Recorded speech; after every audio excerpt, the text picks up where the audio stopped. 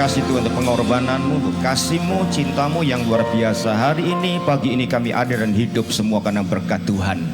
Teruskan kebajikan kebaikan-Mu, kami sadar tanpa semua kebaikan-Mu kami tidak akan bisa hidup sampai hari ini. Semua terjadi karena anugerah-Mu. Kami bangga punya Allah seperti Engkau, dan pagi ini sampaikan isi hati-Mu kepada kami. Kami rindu mendengar suara-Mu. Kami percaya ketika kami melakukan firman-Mu, maka surga akan turun di tengah-tengah kami. Tuhan memberkati kami secara luar biasa, sebab Tuhan itu baik dalam hidup kami. Makasih, kami siap terima firman Tuhan. Dalam nama Yesus yang percaya diberkati, katakan amin. Sorak-sorai bagi Allah kita, silakan duduk dalam berkat Tuhan. Ya, shalom Bapak Ibu Saudara yang dikasih Tuhan. Berapa banyak yang percaya bahwa kita dicintai, dikasih Tuhan, yang percaya diberkati Tuhan? Angkat tanganmu tinggi-tinggi yang yakin dan terima berkat yang luar biasa pagi ini. Sorak-sorai bagi Allah kita yang luar biasa. Haleluya, puji Tuhan. Saudara bahagia hari ini? Ya, masalah bisa ada, tapi kita punya Yesus yang luar biasa. Sehingga apapun yang terjadi, kita percaya masa depan yang terbaik pasti menjadi milik kita. Amin saudara. Siapa yang bangga punya Allah seperti Yesus? Bisa sorak-sorai bagi Allah kita? Haleluya. Ya, pagi ini saya sampaikan satu hal yang simple tapi penting. Fokus doa. Pusat doa, sasaran doa. Banyak orang berdoa, banyak orang dan sering berdoa, suka berdoa tapi gak ngalamin sesuatu saudara. Mereka protes, kenapa itu bisa terjadi? Gak ada keajaiban, gak ada mujizat, tidak ada pertolongan Tuhan. Sepertinya Tuhan diam saja. Kenapa saudara? Karena banyak orang Kristen salah berdoa. Mereka kecewa dan mulai tidak berdoa lagi saudara. Sebab itu saudara, kita harus tahu persis next. Ya saudara, bahwa ketika kita berdoa, maka kita perlu mata kita tertuju itu kepada Tuhan saudara. Fokusnya, sasarannya itu Tuhan. Bukan kepada persoalan dan masalah kita, tidak. Banyak yang terjadi justru doa, masalahnya, persoalannya yang dipikirkan. Enggak saudara, fokus kepada Tuhan. Mata kita pandang kepada Yesus dengan seluruh totalitas keberadaan kita. Saya percaya Tuhan pasti tolong kita. Amin saudara. Jadi doa yang penuh dengan kuasa itu adalah doa yang sasaran dan fokusnya itu jelas kepada Tuhan. Bukan kepada kepentingan, keperluan, kebutuhan kita. Bukan. Itu gak salah karena firman Tuhan mengatakan mintalah kamu akan diberi, cari akan dapat, ketuk pintu dibuka bagi Anda. Jadi gak apa-apa. Tapi fokusnya, sasarannya harus Kristus. Itu yang terutama saudara. Bukan persoalan masalah kita. Dan kita harus berdoa di dalam segala keberadaan dan kehadirannya. Artinya doa-doa kita itu saudara sekalian harus sesuai dengan kehendak Tuhan, kemauan Tuhan, keinginan Tuhan, hati Tuhan. Tidak boleh melawan dan keluar dari sifat dan karakter Tuhan. Tidak boleh kita lakukan di luar kasih doa dengan penuh kebencian terhadap seseorang. Tentu itu gak berkenan. Kenapa doa kita gak dijawab saudara? Karena jelas sekali, karena itu bertentangan dengan seluruh keberadaan dan kehadiran Tuhan. Kalau engkau mau doamu dijawab, didengar Tuhan, saudara sekalian, penuh dengan kuasa yang luar biasa. Fokusnya nomor satu Tuhan Yesus. Amin saudara. Arahkan diri kita kepada Yesus, bukan kepada kepentingan kita. Bukan. Tidak salah. Tapi yang utama itu sepenuh hati kita. Arahkan semuanya, pusat sasaran hidup kita, doa kita hanya kepada Yesus. Maka kau akan mengalami sesuatu yang adikodrati, yang luar biasa akan terjadi. Seluruh kebenarannya harus ada dalam doa kita. Seorang nenek, seorang oma di California saudara, dia begitu susah dan sedih. Kenapa? Dia punya seorang menantu pria yang sangat jahat, yang sering memukul anak perempuannya dan cucu-cucunya saudara. Hidup mereka gak bahagia, stres, tertekan saudara. Dan oma ini berdoa meminta kepada Tuhan, Tuhan hajar ini menantuku yang kurang ajar. Ya Tuhan, berikan pelajaran penting. Kalau perlu biar dia mengalami kecelakaan, kalau perlu biar dia mati Tuhan. Jengkel. Ini oma, nenek saudara sekalian. Lalu ketika saudara sekalian, ya doanya gak didengar saudara. Satu ketika saudara sekalian dia pergi ke gereja dan mendengar sebuah khotbah disampaikan oleh Joy Dawson tentang pentingnya pengampunan bagi orang-orang yang telah menyakiti, berbuat dosa, salah, membuli, menghancurkan hidup kita. Dan nenek ini dijamah Tuhan pada saat dengar firman Tuhan. Dia sadar selama ini doanya salah. Dia terpenjara dengan kebencian, terpenjara dengan sakit hati, penuh dendam, penuh kepahitan. Makanya doanya gak didengar sama Tuhan, saudara. Dia dengar firman Tuhan, dia pulang, dia bertobat. Tersungkur itu hari Jumat, jam setengah 11:30, tengah malam, saudara. Dia berdoa, Tuhan minta ampun untuk semua kesalahan dosa-dosaku. Dan dengan sungguh-sungguh dia bertuhan, berikan kesanggupan, kemampuan untuk aku mengampuni menantuku yang jahat itu. Dia mulai berdoa dengan air mata, saudara. Tidak gampang. Ya, memberkati orang-orang yang menyakiti hati kita, saudara. Dia berdoa sungguh sepenuh hati. Tuhan, beri kekuatan untuk aku, Tuhan, untuk bisa mengampuni menantuku, Tuhan. Dia berdoa, aku memberkati dia, Tuhan. Aku berkati dia. Dengan tetesan air mata, saudara sekalian, dia berdoa sungguh-sungguh kepada Tuhan. Jumat 11:30 tengah malam. Dan apa yang terjadi, saudara? Seringkali Tuhan bicara melakukan sesuatu secara tiba-tiba dalam waktu yang singkat. Kadang-kadang lama, kadang-kadang seketika. Jumat itu Jumat malam, setengah malam. Sabtu pagi menantunya datang ke rumah nenek ini, mertuanya sekalian. Dia tersungkur mencium kakinya, minta ampun, minta maaf. Dia juga minta maaf, minta ampun pada istrinya dan anak-anaknya, saudara. Saudara tahu, dia mengatakan si menantu ini, kemarin Jumat setengah 11:30. Tiba-tiba tanpa sesuatu, ini Jumat sama ketika nenek ini berdoa. Aku merasakan sebuah hal yang luar biasa. Kekuatan kuasa yang luar biasa yang belum pernah aku alami. Itu menjamah aku. Tiba-tiba aku merasa berdosa. Merasa jahat. Seperti sebuah video yang diputar ulang. Aku melihat, kata si menantu. Semua kejahatan yang aku lakukan untuk istriku, untuk anak-anakku. Aku ini orang yang jahat, suami yang jahat, ayah yang jahat. Aku merasakan selama ini semua yang kulakukan itu tidak pernah di hadapan Tuhan. Dia menangis, saudara sekalian. Jadi peristiwanya sama. Ketika nenek berdoa sekitar 11:30, saudara, malam, tengah malam. Dia mengalami lawatan Tuhan si menantu ini. Jamahan Tuhan, saudara. Dan datang kepada Tuhan sungguh-sungguh. Ya saudara, dia merasakan sesuatu yang jahat yang ada dalam dirinya. Dia berserah, dia menyerah, dia bertobat. Dan malam itu, saudara sekalian, dia menyerahkan hidupnya secara sepenuhnya kepada Tuhan. Dia bertobat. Saudara sekalian, ini doa yang luar biasa. Kalau engkau berdoa kepada Tuhan, mengalami sesuatu yang besar, yang ajaib, saudara, satu hal. Biar pengampun ada, kita berdoa dengan fokus kepada Tuhan. Dan dalam kehendak Tuhan, dalam pengampunan, dalam kasih Tuhan. Saya percaya, apapun persoalan masalahmu, Tuhan akan jawab. Engkau pulang dengan berkat yang luar biasa. Engkau tidak menjadi orang Kristen yang biasa yang hanya berdoa. Tapi Tuhan memberkati engkau dengan berkat yang ajaib. Hari ini mungkin engkau berdoa, belum dijawab oleh Tuhan. Fokusnya, sasarannya, pusatnya, paling penting adalah Tuhan. Jadi poin yang pertama yang harus dilakukan, bagaimana kita bisa memiliki sebuah doa yang penuh dengan kuasa. Dan menggerakkan hati Tuhan. Next, yang pertama, saudara. Ya, sasaran doa kita dan pusat fokus doa kita itu haruslah Tuhan. Terarah kepada Tuhan.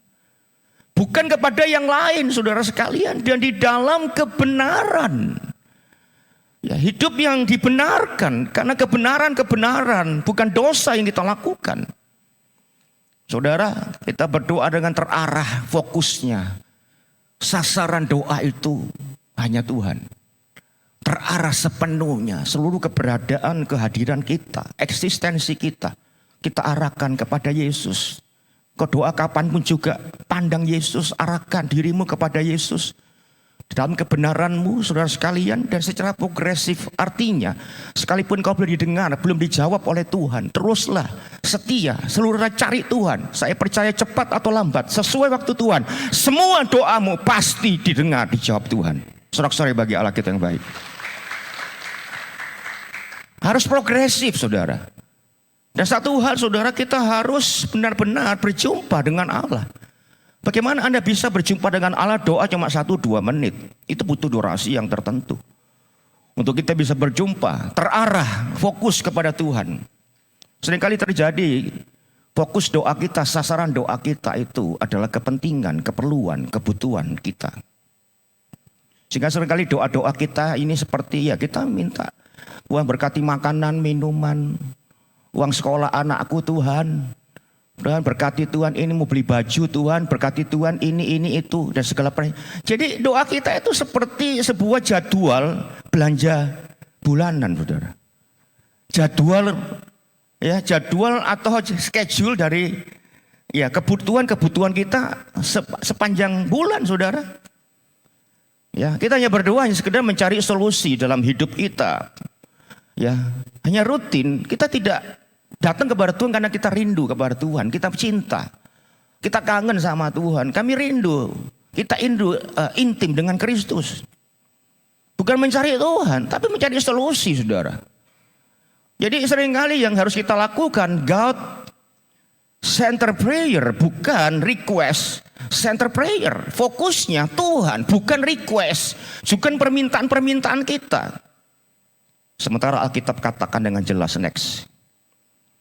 Carilah aku, carilah aku, maka kamu akan hidup.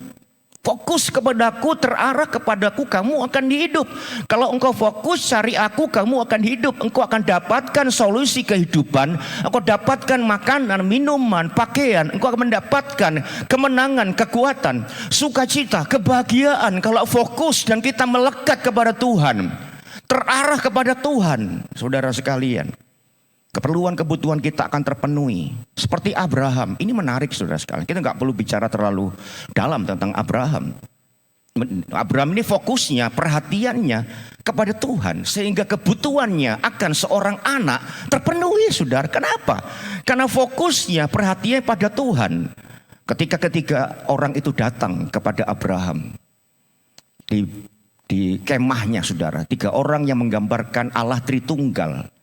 3 orang datang merupakan kunjungan Allah dalam bentuk malaikat datang kepada Abraham di kemahnya, saudara. Dan apa yang terjadi, saudara? 3 orang ini, Abraham langsung fokus perhatian kepada 3 orang ini. Dia menyambut, saudara sekalian, memperhatikan, fokus pada keperluan mereka. Tahu Abraham segera pulang, masuk ke kemahnya. Dia menyediakan apa? Air, roti, daging yang terbaik dan susu untuk ketiga orang itu. Coba kita baca supaya jelas. Kejadian 18. Yuk kita baca sama-sama dengan suara yang keras. 2, 3.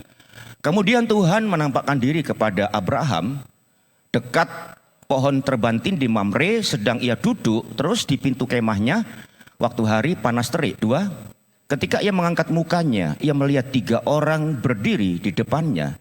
Sesudah dilihatnya mereka, ia berlari dari pintu kemahnya, menyongsong mereka. Lalu apa, saudara? Sujud ia sampai ke tanah. 3.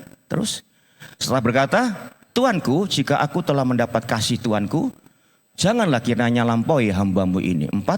Biarlah diambil air sedikit, basuhlah kakimu, dan duduklah beristirahat di bawah pohon itu. Terus biarlah ku ambil sepotong roti supaya tuan-tuan segar kembali. Kemudian bolehlah tuan-tuan meneruskan perjalanannya, sebab tuan-tuan telah datang ke tempat hambamu ini. Jawab mereka, perbuatlah seperti yang kau katakan itu. Terus lalu Abraham segera pergi ke kemah mendapatkan Sarah serta berkata, segeralah ambil 3 sukat tepung yang terbaik, remaslah itu dan buatlah roti bundar. Lalu berlarilah Abraham kepada lembu sapinya, yang mengambil seekor anak lembu yang empuk dan baik dagingnya dan memberikannya kepada seorang bujangnya. Lalu orang ini segera mengolahnya. Terus kemudian diambilnya dadi dan sertu serta anak lembu yang telah diolah itu, lalu dihidangkannya di depan orang-orang itu, dan ia berdiri di dekat mereka di bawah pohon itu sedang mereka makan. Yang percaya katakan amin. Saudara, ketika dia menyambut, fokus kepada 3 orang ini, menyambut, dia memberikan air, roti, daging terbaik, dan susu, saudara. Apa yang terjadi, saudara sekalian? Ini sangat penting sekali. Ya, apa yang terjadi? Sesudah Abraham melakukan fokus kepada kepentingan, keperluan Tuhan, bukan kepada kebutuhan dan kepentingannya sendiri. Saudara, apa yang terjadi? 3 orang ini memperhatikan isi kemah dari Abraham dan dia bertanya, di mana Sarah? Dan dia berkata, saudara sekalian, aku pesan kepadamu, iya Sarah, tahun depan akan mendapatkan seorang anak laki-laki. Luar biasa sekarang, saya baca sini. Dan firman-Nya, sesungguhnya aku akan kembali tahun depan dan mendapatkan engkau. Pada waktu itulah Sarah istrimu akan mempunyai seorang anak laki-laki. Saudara, kalau engkau fokusnya perhatianmu kepada Tuhan, sungguh-sungguh saudara sekalian, maka Tuhan akan memperhatikan kebutuhan dan keperluan saudara. Amin saudara. Fokus kita pada Tuhan, pada seluruh kehendak-Nya, dan peganglah janji Tuhan. Kau boleh pegang janji Tuhan. Ketika saudara berdoa, fokus, terarah, sungguh-sungguh kepada Tuhan, bukan kepada yang lain saudara sekalian. Di dalam kehendak-Nya dan kebenaran-Nya, maka keperluan, kebutuhanmu dan janji Tuhan akan terjadi dalam hidup saudara. Kita lihat Matius 6, 25-26. Yuk kita baca sama-sama dengan suara yang keras, janji Tuhan yang luar biasa. Kita baca 2, 3. Janganlah khawatir akan hidupmu, akan apa yang hendak kamu makan dan minum. Terus, janganlah khawatir juga akan tubuhmu, akan apa yang hendak kamu pakai. Bukankah hidup itu lebih penting daripada makanan, dan tubuh itu lebih penting daripada pakaian. Terus, pandanglah burung-burung di langit yang tidak menabur dan tidak menuai dan tidak mengumpulkan bekal di lumbung, namun diberi makan oleh Bapamu yang di sorga. Terus, bukankah kamu jauh melebihi burung-burung itu? Yang setuju katakan amin. Jadi kalau engkau doanya fokus, bukan kepentingan keperluanmu, dalam kehendak-Nya, dalam kebenaran-Nya. Saudara sekalian, apa yang terjadi? Kita mengatakan firman Tuhan, jangan takut akan hidupmu. Jangan khawatir akan hidupmu, akan apa yang engkau makan, engkau minum, engkau pakai. Burung di udara tidak menabur, tidak menuai, tidak mengumpulkan bekal dalam lumbung. Tapi saudara sekalian, Bapakmu di surga memberi makan kepada burung-burung itu. Bukankah engkau jauh melebihi burung-burung itu? Jadi poin yang pertama saudara sekalian kita lakukan, fokus doa kita, sasaran doa kita, arah doa kita hanya Tuhan Yesus. Percaya, tidak usah takut khawatir. Hidupmu akan terpelihara dengan sempurna. Mungkin kau datang hari ini dengan banyak masalah, persoalan, kecemasan, ketakutan tentang hidupmu. Gimana Pak nanti Pak? Ini itu suamiku, istriku, anakku, bisnisku. Jangan khawatir akan hidupmu. Kalau fokus hidupmu, fokus doamu kepada Tuhan Yesus. Hidup dalam kebenaran, kehendak-Nya. Dan tidak menyimpang dari eksistensi, sifat dan karakter Tuhan. Percayalah. Pemeliharaan Tuhan, penjagaan berkat Tuhan pasti ada dalam hidup saudara. Hari ini kita ada semua karena kebaikan Tuhan. Dia Allah yang setia, besok, lusa, seterusnya. Masa depan yang terbaik Tuhan berikan bagi orang yang sungguh-sungguh fokus kepada Tuhan Yesus. Haleluya. Ini yang pertama saudara. Yang kedua, bagaimana saudara sekalian kita bisa memilih sebuah kehidupan doa yang penuh kuasa, yang bisa menggerakkan hati Tuhan. Maka yang kedua berbicara kepada kita bahwa fokus dan sasaran doa kita itu haruslah pengenalan akan Tuhan. Nah ini. Kalau saudara dan saya, saudara membutuhkan pertolongan dari seseorang. Atau siapapun saudara sekalian. Tapi engkau tidak mengenal mereka saudara. Bagaimana mungkin kau berani datang kepada mereka? Sekalipun kau datang kepada mereka, bisakah mereka menolong Anda? Tidak kenal, kamu ini siapa? Sama juga. Kalau Anda ingin saudara sekalian, kekuatan kuasa doa turun, surga tergerak melakukan sesuatu, maka fokus doa, sasaran doa kita adalah pengenalan akan Tuhan. Kenali Dia saudara.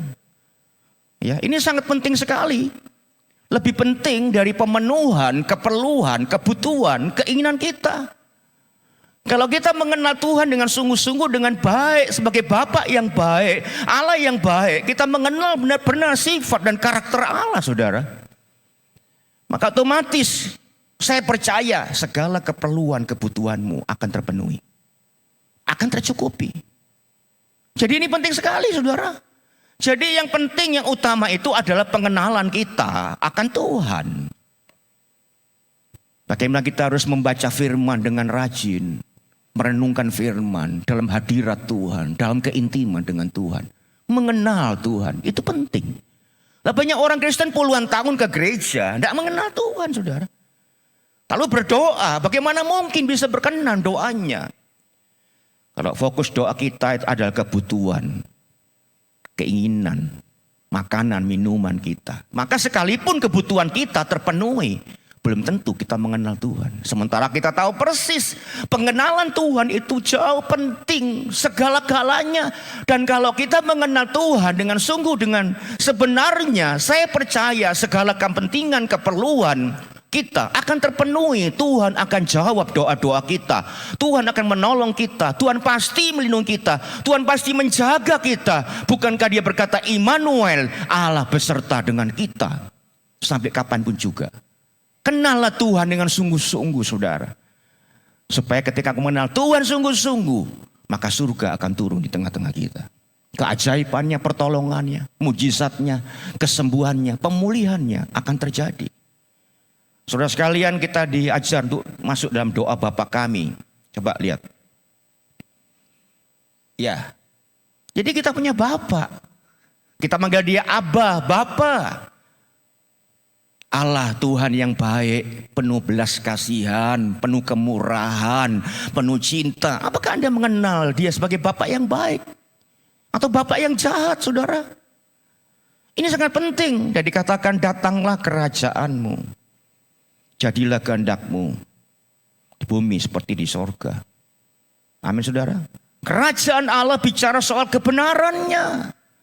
Seluruh kebenaran Allah. Kita mesti mengenal Dia dalam doa dan hidup kita sebagai Bapa yang sangat baik. Dan datang di dalam seluruh kebenarannya, saudara. Karena kerajaan Allah bicara soal kebenaran, lalu bagaimana kerajaan Allah bisa datang kalau kita tidak berjalan di dalam kebenarannya? Kalau kita mengenal Dia sebagai Bapa yang baik, yang luar biasa itu, saudara. Yang penuh cinta. Yang kita bisa ada seperti hari ini. Hidup dalam kesukaan Tuhan. Maka saudara, kita bisa mengatakan, berikanlah kami pada hari ini makanan kami yang secukupnya.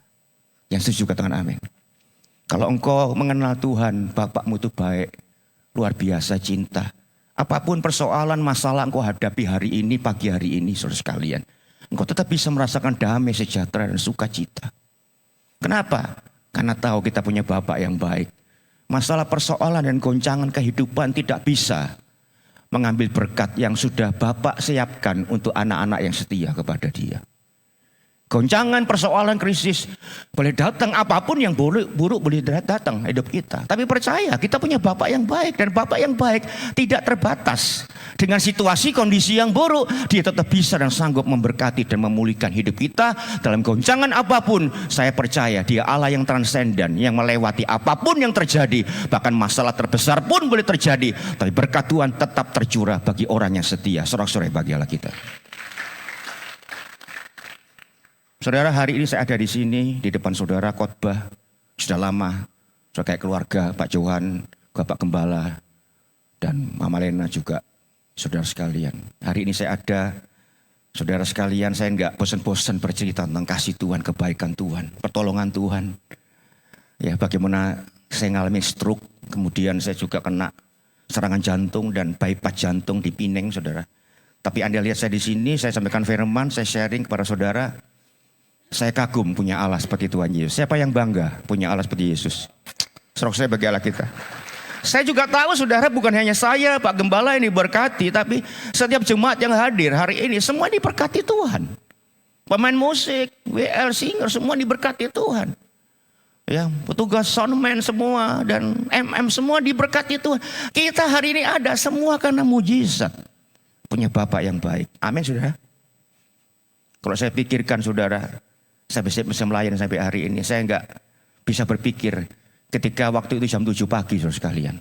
Saya bangun agak terlambat, istri saya juga bangun agak terlambat. Tapi semua ada rencana Tuhan. Saya kaget. Saya bangun, saya mau angkat tubuh saya, enggak bisa. Semua badan sakit. Saya pernah ceritakan beberapa waktu yang lalu saudara. Semua tidak terkontrol, khususnya tangan sebelah kanan. Tangan kanan, paha, betis sampai kaki ini bergerak dengan liar. Saya kaget saudara, ini kan apa? Jangan berdiri. Bangun aja jatuh berkali-kali saudara, nggak bisa. Duh ini kenapa? Saya nggak tahu kalau karena stroke saudara sekalian.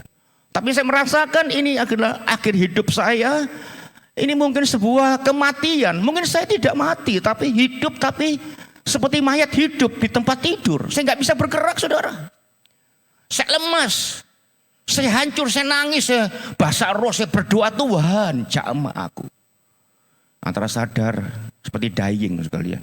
Sadar nggak sadar antar saya bingung waktu itu saudara. Saya kehilangan perkataan apa yang memang pada akhirnya saudara sekalian ketika peristiwa terjadi saudara sekalian. Saya sulit mengenal orang, nama orang, nggak bisa nyanyi, wah nggak bisa mikir, wah semua. Dan pagi itu saudara, ya saudara, ambulan datang dipanggil oleh saudara saya. Orang-orang kampung naik semua ke rumah saya tidak pernah terjadi saudara. Ini bukan pesta saudara. Tapi nonton saya, ya saya diangkut, gimana gak bisa, dokter semua, para medis datang saudara.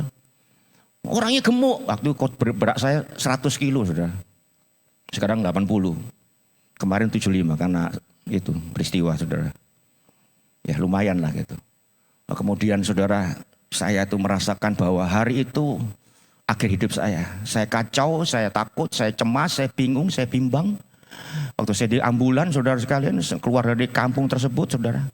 Saya merasakan waduh Tuhan ini seperti apa Tuhan. Saudara, tapi tiba-tiba di tengah-tengah kecemasan, ketakutan, anxiety saya begitu berat menekan krisis yang terjadi hari itu. Krisis kepercayaan yang terjadi. Tiba-tiba Bapak yang baik itu berfirman, kenapa kamu takut? Aku ini Bapak, saya kaget saudara. Luar biasa saudara. Dan sejak saat itu ketika itu memang kondisi belum berubah. Saya masih terus berjuang dengan stroke saya saudara. Gak bisa mikir, gak bisa ngomong waduh saudara. Aduh menyebalkan sekali, mencemaskan. Tapi satu hari saya ada damai, sejahtera. Saya punya Bapak yang baik. Dalam kondisi yang sangat buruk, yang mencemaskan, saya merasakan damai, sejahtera dan sukacita. Saya percaya Bapak yang baik itu juga Bapak setiap saudara. Kalau saya ditolong, Anda pun juga pasti ditolong Tuhan. Kenali Dia, bangga punya Dia. Siapa yang bangga punya Allah seperti Yesus? Sorak-sorai bagi Allah kita. Haleluya. Puji Tuhan. Yang ketiga, kenapa? Doa kita harus fokusnya, sasarannya, arahnya harus kepada Tuhan. Kenapa? Iya. Saudara sekalian, kenapa? Karena Dia adalah sumber dari segala sumber sukacita, sumber dari segala sumber bahagia, sumber dari segala sumber kesuksesan, keberhasilan. Semua segala sumber yang baik, yang positif itu hanya ada di dalam Kristus. Yang setuju katakan amin, sorak-sorai bagi Allah kita. Jadi ini alasan kenapa doamu itu fokusnya kepada Yesus, sasarannya, arahannya hanya kepada Tuhan Yesus. Kenapa? Karena Dialah sumber dari segala sumber kehidupan. Kita hidup semua karena Kristus. Semua berkat dari Kristus. Kesehatan, kekuatan dari Yesus. Kalau kita cari kesehatan, kekuatan, berkat akan habis. Carilah sumbernya, Yesus. Dan berkatnya tidak akan pernah habis. Kesehatan kekuatanmu tidak akan pernah habis. Andalkan Dia, percaya kepada Dia. Bukan hanya ke gereja. Karena banyak orang Kristen ke gereja tidak yakin kepada Tuhan. Percaya jemaat GPI Raja Damai yakin dan percaya kepada Tuhan Yesus. Dan percaya bahwa Tuhan pasti menolong dan memberkati. Amin saudara. Ini penting. Saudara. Ini poin yang harus kita pegang baik-baik. Dia sumber dari segala sumber. Kemudian saudara sekalian, kenapa fokusnya ada Dia? Hanya dia dan terarah kepada dia, dan sasarannya hanya Tuhan. Saudara, kenapa? Karena dia akan menolong, membantu kita dalam segala kelemahan kita. Waktu kita berdoa, kadang-kadang waktu kita berdoa, kita tidak tahu apa yang harus kita doakan. Kita tidak tahu bagaimana berdoa, dan kita tidak tahu apa yang menjadi keinginan, kehendak Bapa di surga tentang doa-doa kita. Kalau fokus kita berdoa kepada Tuhan, maka Anda akan ditolong dalam kelemahan Anda di dalam berdoa. Dia, Tuhan sendiri, Roh Allah yang berdoa kepada Bapa di surga sesuai keinginan dan kebutuhan Bapa, saudara. Coba lihat ayatnya. Next. Ya. Ya, ini sebelum kita masuk, saudara sekalian, kepada poin yang ketiga, bagian yang terakhir, kita harus berpindah. Ya, ini, saudara sekalian, dari kita meminta, saudara, bagaimana Tuhan mengurus segala persoalan, masalah-masalah yang kita hadapi, yang seringkali menggelisahkan hati kita, masalah, persoalan. Kita mesti mengubah. Dari apa? Dengan cara, saudara, mengubah, membuat dia gelisah ketika fokus doa kita kepada dia. Jadi seringkali kita akan berdoa dengan berusaha, saudara, menyampaikan hal-hal yang menggelisahkan hati kita tentang masalah persoalan kita. Tapi kita mesti mengubah. Kita mesti berdoa yang membuat dia gelisah, dalam tanda kutip. Dengan apa? Fokus kepada dia. Dia akan gelisah. Dan dia akan menyatakan kemuliaannya, pertolongan, keajaibannya dalam hidup kita. Amin, saudara. Jadi ini yang kita lakukan. Ini sebabnya kenapa kita harus fokusnya kepada Tuhan. Karena pertolongan kita hanya ada di dalam Kristus. Siapa setuju? Hanya Tuhan Yesus yang sanggup menolong kita. Sorak-sorai bagi Allah kita. Ya, teruskan pada poin yang terakhir, saudara. Kenapa?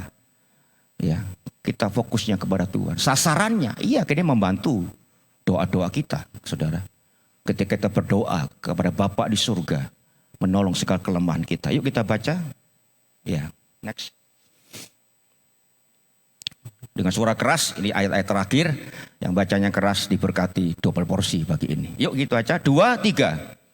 Demikianlah juga Roh membantu kita dalam kelemahan kita. Terus, sebab kita tidak tahu bagaimana sebenarnya harus berdoa. Terus, tetapi Ia berdoa untuk kita kepada Allah dengan keluhan-keluhan yang tak ucapkan. Terus, dan Allah yang menyelidiki hati nurani mengetahui maksud Roh itu, yaitu bahwa ia sesuai dengan kehendak Allah berdoa untuk orang kudus. Yang setuju katakan amin.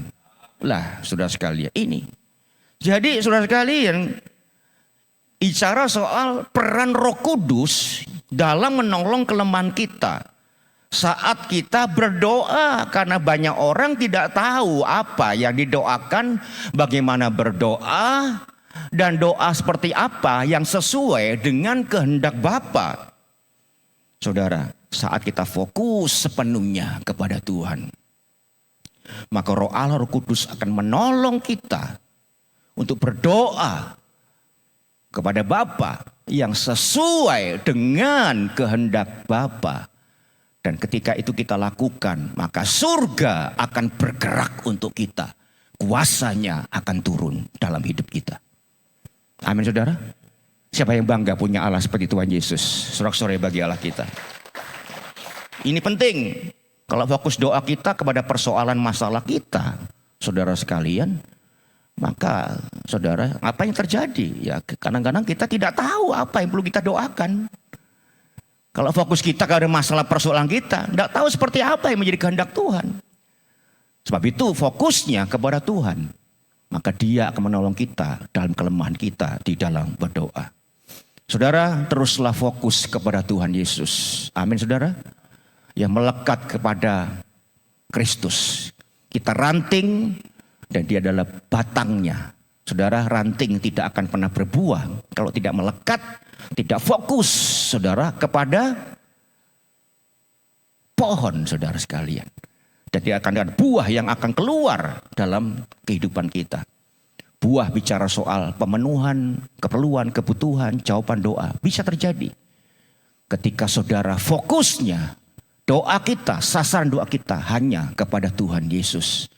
Maka pemenuhan, keperluan, kebutuhan, dan buah-buah yang baik akan turun di dalam kehidupan kita. Saya tertarik bagian terakhir. Pemazmur ini fokus hidupnya, doanya hanya kepada Tuhan. Sangat luar biasa. Tidak heran kenapa dia diberkati Tuhan dengan luar biasa. Kenapa? Fokusnya, hidupnya hanya kepada Tuhan. Dia melekat, dia nempel sebagai ranting kepada batang saudara sekalian. Sehingga buah-buah itu muncul dalam hidupnya. Kita baca terakhir, Mazmur 73, 25-26. Yuk kita baca dengan suara keras, 2, 3. Siapakah gerangan ada padaku di sorga?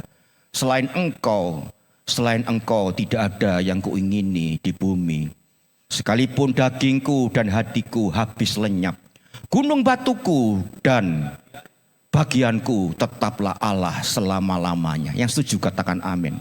Saudara, pemazmur mengatakan, nanti kalau aku di surga, sekalipun aku mendapatkan bagian mahkota yang luar biasa, kursi kemuliaan, aku tidak perlu semua itu. Yang aku perlukan hanya Tuhan. Yang ku cari itu mak Tuhan. Wow, keren saudara.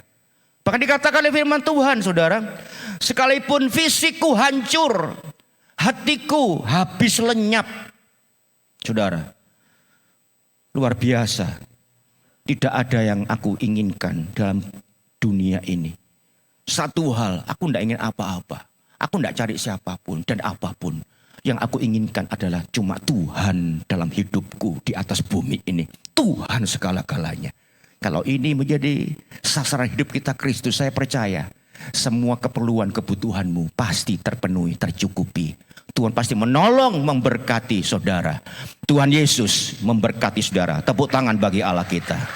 Ya, selamat datang Ibu Rohani. Ya, tolong pemain musik. Tunjukkan kasih